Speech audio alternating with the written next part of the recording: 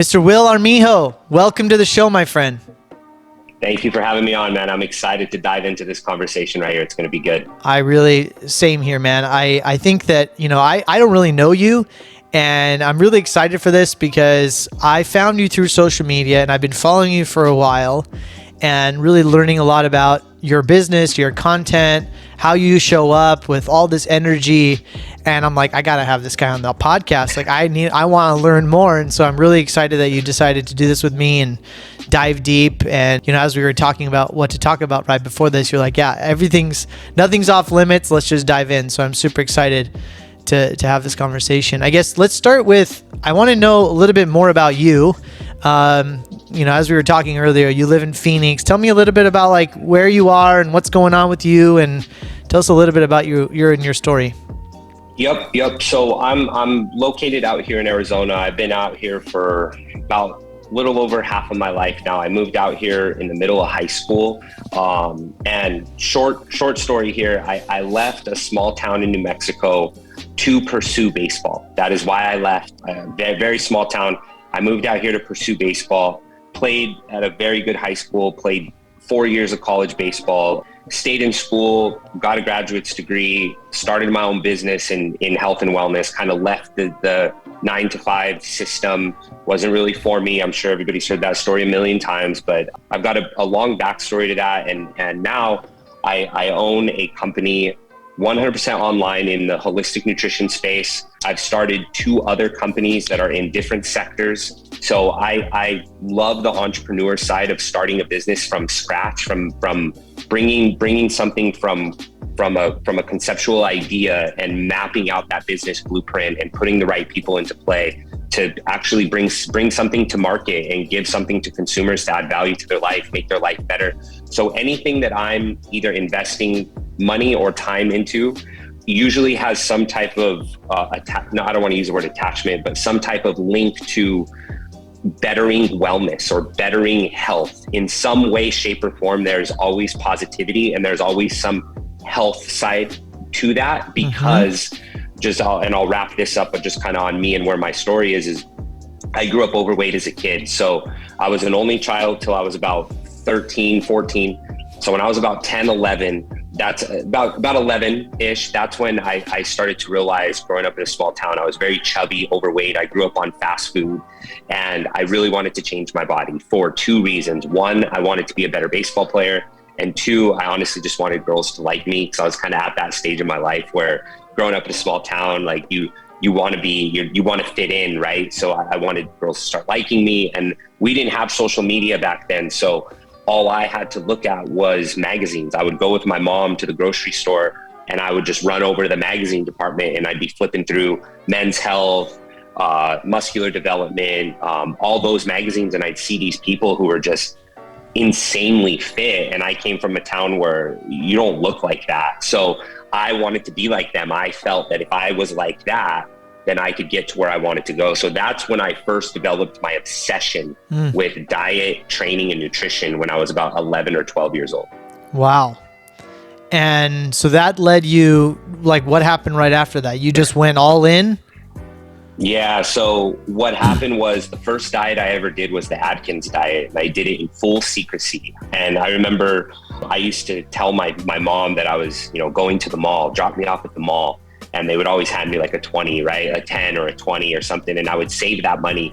And the only nutrition store that we had in my hometown was a GNC. There was one GNC. So I'd take my money, I'd go to GNC and I vividly remember the chocolate GNC tub of protein. And I didn't know what I was doing. So I actually vividly remember my very first protein shake ever. And I mixed it, if you guys listening can imagine, lukewarm water, no ice, and literally one of the first generations of chocolate protein, which was absolutely terrible. And I just remember choking this down, right? I had this visualization of like Rocky drinking the raw eggs, right? Like, this is just what you got to do to look like those guys in the magazine. So I started the Atkins diet. taking supplements, and I would run and jump rope in the morning before school started because I was embarrassed to like go to, everybody knows each other. So I was embarrassed to go to the gym or make it look like I was trying to lose weight. So I did that in secrecy. Wow. Literally all through high school, I would show up to the track before school started. I'd run around the track. A lot of what I learned was all trial and error. And then once I saw my body start to change, that's when I developed like a pure on obsession with nutrition, supplementation, and training. So as I go through, I think I'm going to be a baseball player my whole life. That's just what I thought I was going to do. And as I get into college, I had surgery on my arm. So I have this big scar. You can't really see it, but I have a scar right here. So I was a left-handed pitcher, and this surgery is called Tommy John surgery, which is basically when they cut you open and your tendon snaps off. So they get you a new tendon from somewhere else in your body. They wrap it in there to replace the tendon that you had. And it's about 15 months of rehab. So I had this surgery happen to me in the middle of college, which is going to put a damper on your ability to play professional baseball when you've already had surgery in the middle of college. So you don't come back the same. So that's when I had a big turning point in my life. And when I was in school, and I'm sure a lot of people can relate to this when they were in school, but I was going to school because of what I thought society wanted me to be, right? So neither of my parents have college degrees. I'm the first one in both of my families to go to college. And I was a pre-med student because I was like, ooh, I'm going to go to college and I like science, so I'm going to be a doctor.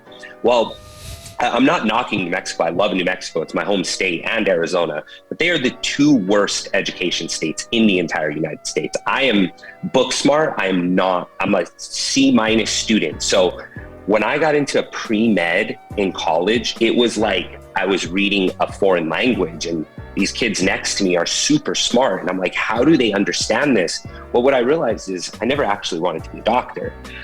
I switched my major to not nutrition because I didn't want to be a clinical nutritionist, or I wanted to work with people like me, people who were just struggling to figure it out. And I didn't feel there was a degree program for that. So what I ended up doing was switching to business. People thought I was crazy. I switched to business, stay in school an extra 2 years. And then I enrolled myself into my MBA program because the place I was working at the university. So they pay for your graduate degree. So I thought, okay, well, if I want to own a business, I have to have an MBA because that's what people do. They get MBAs. And I realized I didn't need that. I didn't need the pre-med degree.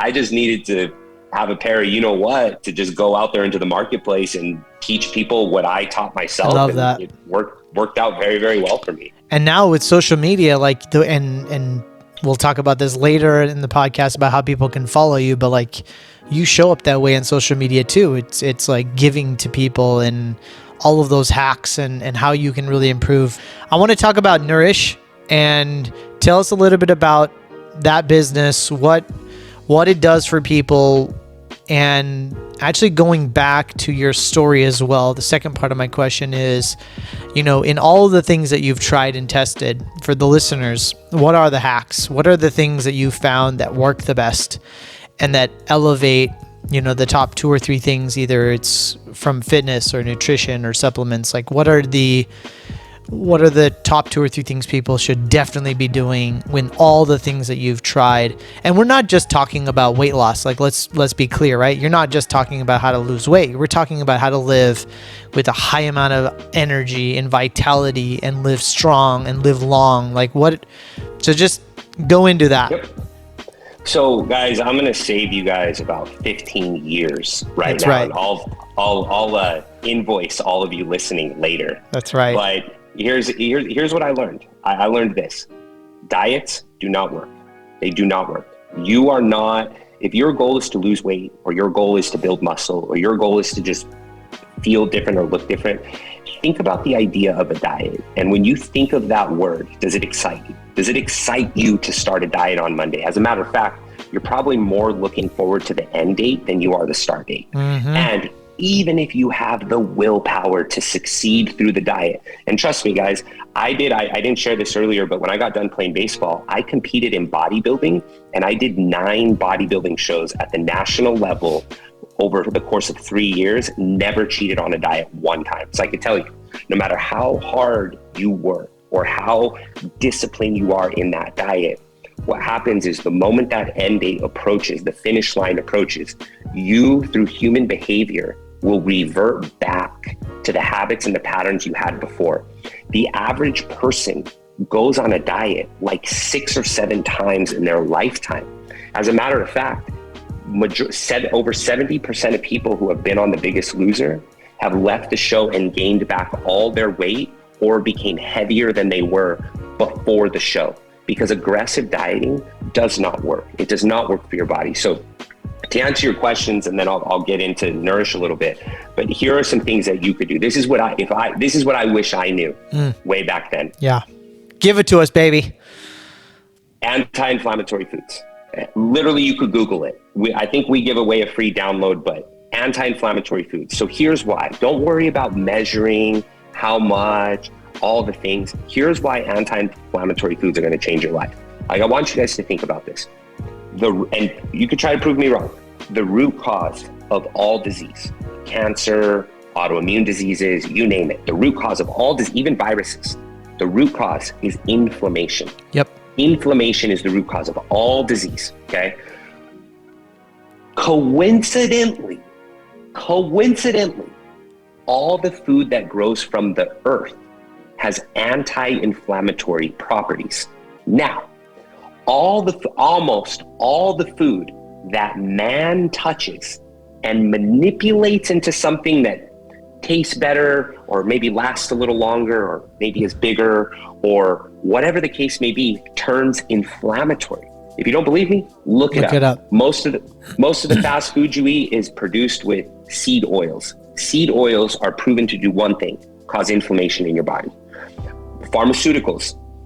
We need pharmaceuticals, we need Western medicine, but pharmaceuticals, because they're chemical, are inflammatory. Pesticides, herbicides, perfume, the air you breathe, the things you put on your skin, anything that has been created in a lab or manipulated has an inflammatory property. So, and here's the icing on the cake with this statement. You guys have heard about this before. If you don't believe me, look this up. People have cured themselves from cancer by going on a raw vegan diet. Yep. Now, can you eat raw vegan for the rest of your life? Absolutely not. But that is proof that when you turn the body anti-inflammatory, your body has the ability to cure itself. Here's another astonishing stat for you guys. 80% of your body's immune system is dictated by your gut health. The health of your gut dictates 80% of your immune system. So I just want you guys thinking right now, you got a gut problem? Are you bloated? Do you feel weird after you eat? Do you feel tired? Do you feel lethargic? Do you feel like you always got something going on in your gut? You are compromising your immune system. And one thing we don't want to do right now is compromise our immune system. So that number one, anti-inflammatory foods, hands down. The other thing that's going to help a lot of people here. So hold on one second before you go number 2, because I think, so I'm vegetarian and I've played on and off with vegan and I've seen huge results and huge change. But like, for somebody who is not really in tune with this, like when you say inflammatory, because I agree with you holistically about this subject, and I do ice baths and ice dipping to really get the core part of our inflammation as low as possible, because what's happening in what's happening to our cells is that the cells are actually feeding off of this inflammation, which is what causes the cancer and all that, right? Or maybe not causes it, but it feeds it. So what is really going on at the molecular level when we have that kind of inflammation in our bodies? Like, we're talking about, people think about, okay, I'm supposed to eat a lot of kale, I'm supposed to eat a lot of spinach, maybe lean meat, like, so, but what's really going on at the cellular level? What is inflammation? It's not fat. Like, what are we really talking about? So here's what I'm going to give you guys a magic school bus right here. Okay. Let's do it. Food goes into your mouth, goes into your gut, and it gets digested into your gut, and your stomach acid breaks everything down. It organizes, it classifies things. And the whole intention is to take what you put in your stomach and convert it into something that can go into your bloodstream to help you on a cellular level, right? Okay. Your body does not discriminate. It sees things very black and white. It doesn't go, okay, this is a steak from a steakhouse, and this is something you cooked at home. all it sees is proteins, carbs, fats, vitamins, minerals. That's it. Anything that it cannot use, it detoxes out. Your body is very efficient for survival. It has one job, and that is to survive. So it pulls in what you eat, and it goes, oh, there's a protein, I'm going to use protein for this. Oh, there's a carbohydrate, I'm going to use a carbohydrate for energy. Oh, there's fat, we're going to use fat over here. Oh, there's vitamins, minerals, electrolytes, cool. We need those. Now, the foreign subject. So think about the last time you had a candy bar, you ate fast food, or you ate something that had a bad ingredient, or even something that was colored, right? A scientist made this candy red and purple Skittles, right?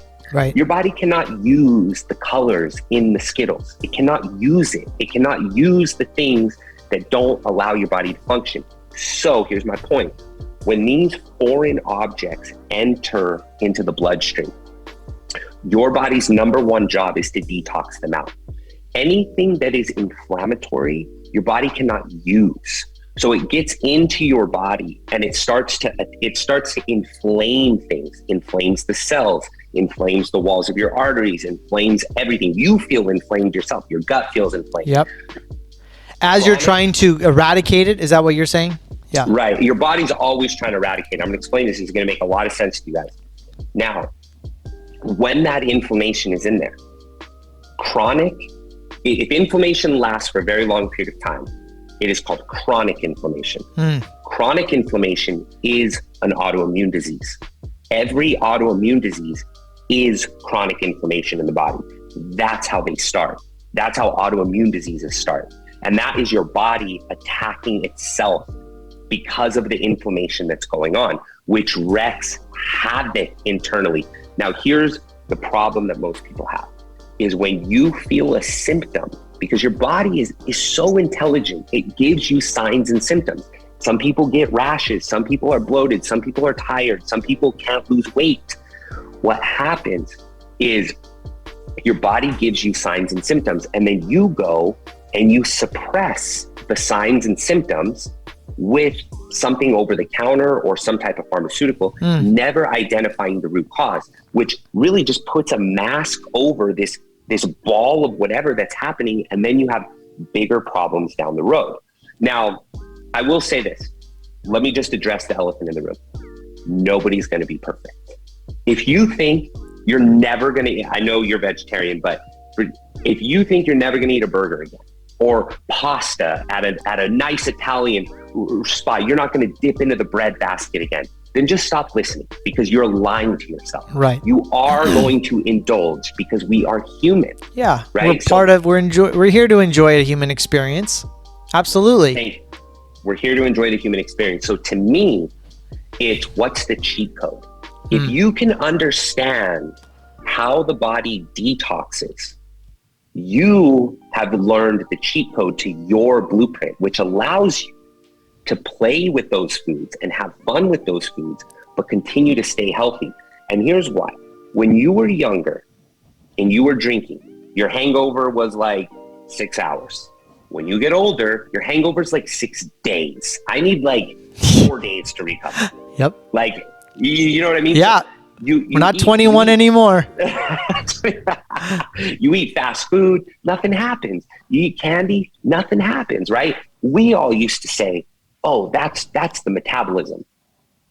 It is, but it isn't. Here's what happens in the body, guys. And this is your cheat code. This is understanding the cheat code. You have 5 detoxing organs: your intestines, your lungs, your liver, your kidneys, and your skin. Those 5 organs keep you alive. Without those organs, toxicity that enters your body through the air you breathe, through the stuff that absorbs through your skin, through the things you eat and consume, that toxicity would kill you. That's what it will do. It will kill you. It will throw off pH balances. It'll throw off the chemistry of your body. It will kill you. So your body's detoxing organs, they take those and they get them out. That's why you sweat. That's why you go to the bathroom. That's why that's why you have lungs obviously to convert as well, but to detox the air, right? It filters the air. So imagine this, as you age, those organs age too. Your liver ages, your kidneys age, your intestines age. Guys, This is not about having a six pack. This is not about having a certain body fat percentage. If you are in it for health and vitality and to live a long, happy, energetic life, you focus on the inside, because your external appearance will be a byproduct of your internal health. It's not really about losing weight. Your body will regulate its weight naturally if you focus on your internal health, because you're not trying to manipulate anything for a six pack. So if you think about those five, go ahead. No. Go ahead. Finish. So if you think about those 5 detoxing organs, think about it like this. Imagine you have a cup, okay? And on the bottom of the cup, there's these hoses. And each hose goes to a different detoxing organ. So you got 5 hoses coming out of the bottom of this cup. On top of the cup is the toxicity. So it's coming in through your mouth, on what you eat, the air you breathe, and what absorbs through your skin. Your toxicity is coming in from 3 mechanisms, and it's leaving through 5. What happens when you're young and these organs are processing like engines of a brand new Ferrari? They're pulling that toxicity down. Cool, no problem. We got you. Detox it right out. As these organs start to age and you start to become less active, so the metabolism is down a little bit, the toxicity in this cup starts to fill up. And more is coming in than is going out, which is called toxic spillover in your body. So the toxicity now festers in your bloodstream. And now everything starts to wreak havoc. Autoimmune diseases, thyroid problems, adrenal problems, hormone problems. And to top it all off, guys, toxicity stores itself in body fat. Right. That's why when you're really overweight and you do a detox, does it feel good? No, it feels like shit. Because your body's telling you stop. Well, your body, here's what it's doing. It's pulling the toxicity out of your fat cells, and now it's in the bloodstream so that your organs can detox it. And that's why you feel so terrible when you're doing a detox, because the toxicity was literally occupying real estate in your fat cells. And that's also why you couldn't lose weight. No matter how hard you tried, Fascinating. the fat would not go away. Because it can't. That's what's housing the toxicity. So I guess, and in that line of thinking, like, so are there certain types of foods? I mean, we could spend hours and hours on this. So really, really exciting. But are there certain types of foods that are like the top 2 or 3 culprits? Like you said, fast food, sugar, colored things, like non-natural foods. But like, what about dairy? What about coffee, things that are highly acidic, right? Like people talk a lot about acidic and basic types of foods. Should we all be having green juices every day? Like what are the things that are, before I say what we should be doing, tell us what we should definitely not be doing, right? And what are the things that are adding into that toxic overflow? So minimizing gluten, dairy, and processed sugar. Okay. And I know that's a tough pill to swallow. I said minimize. Minimize. I said minimize, because you challenging to eliminate. They are hiding everywhere. Yeah. Everywhere. Intentional. I mean, we could go down a whole nother rabbit hole conversation of how I feel about how our food is made and how big food does it and why they do it the way they do it. But gluten, dairy, and processed sugar purely cause inflammation in your body. I love that. So this is my perception of food. The things that I put in or on my body every single day need to be anti-inflammatory. That gives me the room and flexibility to have the fun stuff when I go out to eat. When I want to go, I don't have to order a salad with the dressing on the side and not touch the bread basket. That's never going to work for you. I don't care how much willpower you have. Sure. Yeah. You'll get to an age where you're just going to say, F it. I don't. Right. And then your health just goes, whoa. Right. Yeah, I've seen a big difference in non-dairy. I mean, I'm vegetarian, but I'm big in the gluten, the breads, and like I just love bread. So, but you're right. But like, and what about coffee? What's your opinion about coffee? Because I've kind of tossed on and off about coffee, and I know it's, you know, it can be good for you, but it's really acidic as well. And I play with it with intermittent fasting diet, so I kind of start my morning with a very highly acidic drink. But like, you have any thoughts about that? I am a full-blown coffee addict. Okay. I think I need to see a therapist for how addicted I am to coffee. Okay. So here's my take on coffee, guys. The majority of coffee out there in the world is bad for you. If you are going to consume coffee daily, like the coffee you're making at your house, or if whatever your routine is, again, I always revert back to the daily stuff. It needs to be organic. It needs to be organic. And if you can, drink it black, or if you're going to use a creamer or a sweetener, do something that's organic and plant-based. And if you're going to do a sweetener, do not use sugar cubes and white sugar. Use organic stevia, organic monk fruit. If you want to throw in some organic honey, throw in some organic honey. But I drink black organic coffee. Guys, coffee is not technically bad for you. As a matter of fact, there's a million health benefits to coffee. Here's where coffee turns bad. Coffee is the highest pesticide sprayed crop in the world. Coffee is one of the number one demands in on this entire planet is coffee bean. So because the market has to mass produce coffee because of supply and demand, right? They are using the most intense, the most saturated pesticides. You are drinking those pesticides. And not only that, flavored coffee. So like not the flavoring in the creamer. Right. You but like the flavored. Right. Like, you know what I'm talking about. Yeah. Like vanilla bean or like whatever, like, nutmeg bean or it. So that's all fake. That's all artificial flavoring, right? Which is toxic. So you think you're just fine and dandy drinking your black coffee. Right. You're really drinking chemicals from a lab to create that flavor tone, and pesticides, herbicides, you name it. So the coffee is going into your body and your stomach is going, what the hell is this? Right. You're the first thing you're going to put in me is a bunch of pesticides and artificial sweeteners, artificial artificial flavorings. Like, what am I supposed to do with this? So switching to organic, game changer. Every once in a while, if I'm on a road trip and I got to stop at a gas station, then I remember back to the cup. I have freed up so much room that when I do have that stuff, my body can handle detoxing it out. So that's a big thing with coffee. I always recommend people to switch, if they can, try switching to matcha tea. Matcha tea with some almond milk or some oat milk or some coconut milk is absolutely amazing. It's caffeinated. It's got antioxidants in it. Matcha green tea is fire. It's awesome. Do you, as you're working with people and you get clients and people start talking about what's going on, like what are the biggest misconceptions about all this work?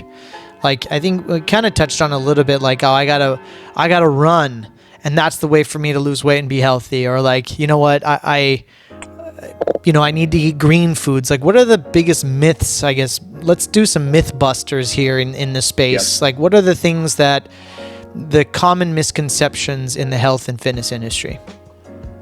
Overtraining and undereating is probably the biggest misconception, is that when people want to get healthy or lose weight, they think eat less, work out more. Couldn't be more opposite. Could not be more opposite. So it's more about diet than even hours of calorie burn. Yeah, because you're also causing a lot of stress on your body, right? It's stressful. Like, it is stressful. Exercise is technically good stress physically, right? But there's also mental stress that I think there's a lot of awareness coming to that now, like stress and anxiety and depression. Mental stress is showing to degrade health. Absolutely. Physical stress can be beneficial for you if you're training and working out. But a lot of people, what happens is they train really, really hard and then they eat less nutrients, which causes the body to literally fight you back. So here's one thing that's very important to understand, guys, is your body is always in survival mode. So if it sees that it's exercising 10 times more aggressively than it ever has, and it's consuming less calories, less vitamins, minerals, and nutrients, your body, just think about this. This makes perfect sense. Your body lowers its metabolism to stay in homeostasis because you're causing a demand and you're not increasing the food for that demand. So instead, that's your metabolism going, I need nutrients to survive what you're putting me through. When you feed it less, your body's so smart, it just goes, all right, well, I'm just going to lower my metabolism, because if this is what you're going to give me, I'm going to store it. This is where I need to stay. And to your point, it will store excess body fat, because body fat, all it is stored energy. That's all it is. Body fat converts to glucose. Glucose is energy, which is probably why you even heard of or do intermittent fasting. So I mean, what you're saying is, like, if we're going to increase our fitness or increase our workouts or the time we spend, we actually need to increase our calorie intake. Yeah, wow, I never even thought about that. Are there ways to increase our metabolism? That's a tricky one. So this is what you typically find. So here's what happens to a lot of people when they come into my program is we give them more food and they're terrified. Oh my God, this is a lot of food. I can't eat this much food. Trust us, just stick it out. Then what happens is they start to become extremely hungry, and then they start to lose weight, because the food is forcing your metabolic rate to raise. A unit of calorie is defined by your body's internal body temperature raising to break down that calorie. That's why it's called a kcal. Right. If you look up the science, it's all about heat in the body, raising body temperature. That's why when you show your body that more food is coming in, you can actually raise your metabolism by eating more food, which is so like bizarre. The opposite of what we were conditioned to think. That's right. Everything. So, so that's one of the biggest. I love that. So, sure. But we're talking about the right nutrition, increasing volume of the right nutrition. So is intermittent fasting actually counterintuitive to that then? No. So I actually practice intermittent fasting kind of naturally on a day-to-day basis. Okay. Intermittent fasting, here's why it's vital for our society today. Our foods, we don't grow and consume foods like we did hundreds and hundreds of years ago. We don't eat seasonally like we're supposed to. We don't eat a majority of our food from fruits and vegetables from the earth. We're not hunting our protein. We're not doing the work to hunt it. So what the reason intermittent fasting is so valuable, because of what I touched on earlier, processed things, chemicals, gluten, dairy, those are all hard to digest. So you consume, right? I think it takes the digestive tract like 6 to 8 hours to fully digest meat, because meat is a thick protein. It's a thick substance, and anything that has fat in it slows down digestion. Fat slows down digestion. That's what it does. So if you're consuming a high fat processed meal, whatever the case may be, it takes longer for your body to digest. So intermittent fasting is very valuable because it allows your body time to break down, digest, utilize, absorb vitamins, minerals, and nutrients, and clear out your digestive tract. Most people are just stacking food on top, stacking and stacking and stacking. And that's why you're lethargic. That's why you're tired all the time. That is why you're tired. I want to ask you a specific question for me, but also I think maybe hopefully the listeners can listen to this and get some value. But, you know, we're in a season of COVID. We're recording this in January of 2022. Omicron is thriving. People are getting sick all over. And in my own personal experience, it hit me pretty hard. And I'm happy to say on this, you know, in this forum, like I was vaccinated and I got my butt handed to me. And so, but the one thing about that was like, I really had fatigue and exhaustion in a way that I normally don't operate from. What is your advice to people during this time? Like, you know, I love how we talked about all the inflammatory foods and what's causing inflammation in your body, because you actually can increase your immunity proteins to make sure that if you do get sick, you recover faster. Are there special things we should be thinking about in terms of our diet, our habits, our behaviors, perhaps even while we're sick or after we get sick, and not just because of COVID, but maybe it's the flu, maybe it's something else? Any kind of thoughts you have to share about that? Yeah, absolutely. I mean, I could go on all day talking about we could COVID talk for and hours. everything. I could tell about this. Like we can go to a lot of wormholes. Well, you know, one thing that's so interesting to me about all of this is I sit very centric. Okay. So I'm not anti-vax, but I'm also not pro-vax. Right. I like to see what are we looking at here? Like, let's have a bird's eye view. Let's remove yourself from the noise and really analyze this situation to create your own type of blueprint. So your immune system is extremely valuable. It's body armor. So how your immune system thrives is by, one, keeping inflammation down, keeping body toxicity down, because your immune system is going to fight for your organs first. It's going to fight to keep you alive. So if you have an inflamed body or a toxic body and a virus penetrates into that, that is like the perfect environment for a virus to thrive. It's perfect because it's just hiding under all the things that your body's trying to fix, that you do to it every day. That virus is just lurking underneath. It's not like it penetrated the wall and came in and you got a bunch of soldiers there, which is your immune system, like, dude, bring it on. Your body's already trying to fight things using its immune system for internal problems that you've created because of your environment. So when you reduce inflammation, reduce body toxicity, that's crucial. Being outside is crucial. The sunlight, vitamin D. If you can't get sun, then you need to be on a vitamin D supplement. That is so crucial for your immune system. It's crucial. And the movement, I say movement, I don't say exercise. I don't care what kind of exercise you do. As long as you're moving. As long as you're moving, because movement causes blood circulation. It raises the metabolic rate. It raises the heart rate. It conditions your lungs. Let me say that again. What's going on with COVID? What are people who are in the hospitals? They're on ventilators. A lot of those people who are on ventilators, I think there was a study that, like, how many of them were obese or have some type of pre-existing condition on people who are on ventilators. Your lungs are not conditioned.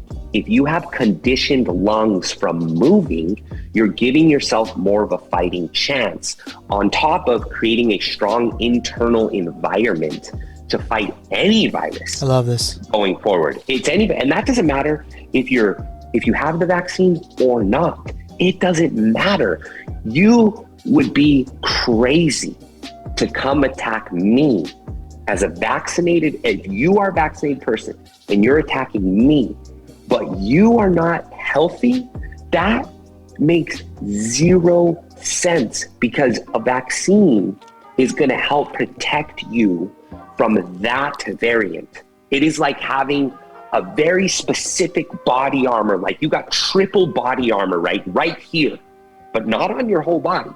Right here, you've triple armor. Nothing's getting through that. But you've just opened up places for other variants to come through, for other versions of the virus to come through, for the flu to come through, for strep throat to come through. Right. So you have to keep your natural immunity. This would be the cheat code for me. This is the cheat code. Yeah, you're right. If you want to get the vaccine, then have the vaccine so it's your double armor against that variant, but now protect yourself. Don't go get a vaccine and then go get fast food and sit on your couch and watch the media all day and be mad at everybody. You're going to get the virus is going to punch you in the face. It's going to punch. One of these variants is going to punch you. One of the things, I mean, I love how you frame that whole section, because you're right. It doesn't really matter where you are in this whole vaccine thing, right? Because if you get the vaccine, that's great. But if you don't take care of yourself, you're not moving, you have a high amount of inflammation in your body, you're still susceptible to it. And I myself take such good care of myself, and yet it affected me that way. And I've been running for a couple of decades, and still, like, your lungs get so affected. And so if you're not really conditioning yourself, there's some real lasting impacts. I love how you've shared that. I mean, it's pretty obvious about why you do this. You can just see the passion and the energy as you talk about these subjects. I'll say, I just wanted one more thing on that, because I wanted to pull up a thing on my phone. So a Stanford study was released showing that fat cells were the second highest concentrated area of COVID behind the lungs. Elevated blood sugar was found in over 90% of ventilated patients and 75% of patients who had died. Elevated blood sugar. The two primary factors to elevated blood sugar and excess body fat: processed food, processed oils, seed oils, processed sugar. Obesity has a complete direct link to it because it stores itself in the fat cells. And elevated blood sugar causes what? Inflammation. That's what it causes. So anyway, I get fired up about I know, this. and where I was going with that is like, I can totally tell you get fired up. I've loved this conversation, and I love your passion in all of this work that you're doing. Why do you do it? What do you hope to leave behind? What gets you so jazzed about this? And I know that you do it for yourself, for your own personal benefit, but the way you show up in the world, how you try to serve others, how you share all this information so freely and openly, what are you really trying to achieve for yourself? To me, my goal is to create a legacy that will outlive me. This really stopped being about me a long time ago, and I'll say I'm fortunate to believe that and think that way at a young age. I think that I grew up a lot younger than normal people do because of the experiences that I went through. I legitimately have over 20 years of nutrition, supplement, and exercise experience, and I'm 34. I have over 20 years. So this is my life. So I've realized that one of my reasons for being here and missions in life is to create something that is sustainable, that is education driven, to help the masses, help millions of people rebuild their health, because I already went through it for you. I spent the 20 years trial and error, every supplement, every diet, challenging people, questioning the narrative, questioning the system, diving into the research. And I took all that and I put it into a program. And right now it's just a program, but the goal for Nourish will be, we will go IPO. We will be the #1 health and wellness company. And there will be a corporate office, and it will outlive me for a very long time, but it will be the standard of health. And that's what I'm doing. I'm just leading with what we do now because we can help people immediately. But what's to come is telemedicine, supplement lines. We have lab testing. We're going to bring on professional coaches. We will be your go-to. We will be the app on your phone that tells you, these are the anti-inflammatory foods. This is how body toxicity works. These are trusted and formulated products that you can take that are 100% organic. You need lab testing? It's right here in the app. You need access to coaches? They're right here in the app. That is the future of Nourish. That is what I want to leave behind, is something that changed the course of health. Because if you look at it right now, it's going in the opposite direction. We have a $1 trillion health and wellness industry, and we're scheduled to be 50% obese. I know. In the next 7 years. Why do you think this system is, or I shouldn't say the system, because we could talk about that for a long time. Right. Why have we failed so poorly at this? It's so bad. Money. It's money. It's all driven by money. Capitalism.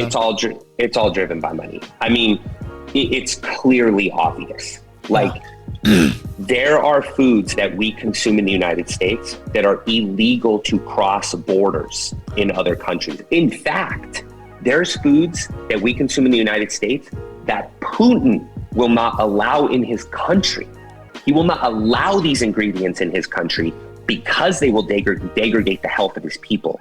Australia's crazy. This is when my mind was blown. When I saw big food companies and big supplement companies having to change their formulations to sell in Australia and New Zealand because the countries demanded them to be healthier. If you already formulated a healthier version, why wouldn't you sell it to your people in the United States? Why would you sell us the more unhealthy version? Why? What is the intention there? Profits. Profit, right? Profit margin. So when you get, and I'm learning this as I'm getting into the sure, business world. yeah. There's always so much more information to learn about it. All of this, as research comes out too, right? We improve. We're becoming educated. That's all that matters. We could sit here and talk about it all day. We could talk about, oh, this company is doing that, blah, blah, blah, blah, blah. The only way that I'm going to make a difference is not through my own voice. It's going to be empowering other people through education. Because if I could get millions of people to be educated, they can make their own informed choices. People today do not make their own informed choices. You think it's true. The got milk signs were about just to help you become more nutritious from milk? Yeah, you're right. Hell no, they weren't. That was for one reason. They needed to drive up margins. They have lobbyists in Washington. They pushed it. They funded it. And now you got hundreds of millions of people drinking terrible quality milk. Makes zero sense. I guess as we wrap up, I want to ask you one personal question. For you, what does it mean to live a rich life? To me, living a rich life is being able to stay present and being able to stay in the moment. Because I've made a lot of money, I've lost money, I've had money, I haven't. I've been around great people, I've been around bad people. And again, I just think I've been fortunate enough to go through a lot of experiences in my life. And what I value the most is time and being present and being in the moment. Because in that moment, you can't be manipulated by expectations and all these things being promised to you and then being so caught up in things that have happened in your past. Like that, to me, that's rich. Like if you can live in the moment and be fully present and interact, it's beautiful. You're dangerous. You're a dangerous person. It's beautiful, man. Look, I really appreciate you and all this really, really great value and content. And, you could search you on social media and find Will, and he gives away so much content and so much information. So I really encourage people to follow you. We'll put your links in. So is Instagram the best way for people to get a hold of you? Yep. So we'll put your links in the show notes, and people can search for Will Armijo. And just love this episode. Thank you so much, Will, and really honor you for all the work you're doing for people and everyone around all the world to just live healthier, more vitality lives. So thank you, brother. Appreciate you. Thank you for having me on, man. It was an amazing experience to chat with you. You ask amazing questions, so thank you for keeping it flowing the way you did. And I got just as much value out of this as you did, and probably all of our listeners. So thank you. Thank you, brother.